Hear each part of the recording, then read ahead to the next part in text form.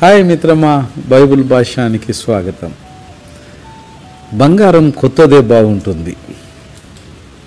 బియ్యం పాత దగ్గుతున్న కొద్దీ బాగుంటుంది. కానీ ఆకలి తీర్చేది బంగారం కాదు మిత్రమా, బియ్యంతో వండినటువంటి అన్నమే. కొత్త పరిచయాలు బాగుంటాయి, పాత బంధాలే బలంగా ఉంటాయి. కానీ కష్టము తీర్చేవి కొత్త పరిచయాలు కావు. పాతికేళ్ల స్నేహాలు, పాతుకొని నాటుకొని పోయినటువంటి బాధ్యతాయుతమైన బంధాలు. అందుకే కొత్త పరిచయాల కోసం వెంపర్లాడకు, కొత్త పరిచయాల కోసం మారిపోకు, కొత్త పరిచయాల కోసం నిన్ను నీవు మార్చుకోకు. అపురూపమైనటువంటి ఆత్మీయమైన బంధాలను ఎప్పటికీ వదులుకోకు.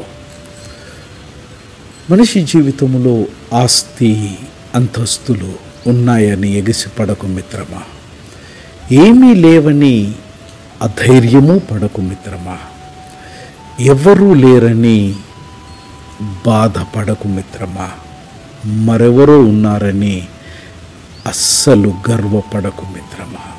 సుఖాలకు పొంగిపోకు, దుఃఖాలకు బాధపడకు. వీటన్నిటికీ పైనున్నటువంటి దేవుడు చెప్పే మాట సమాధానము ఒక్కటే.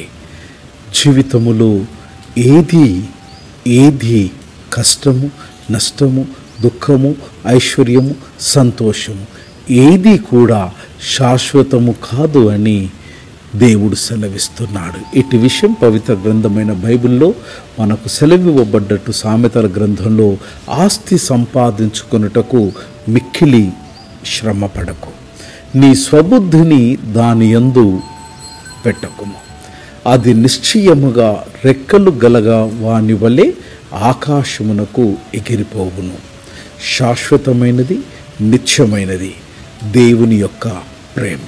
దానిని ఆశ్రయించినటువంటి నరుడు, నారి, నీవు, నేను, మనము ధన్యులమవుదుముగాక. God bless.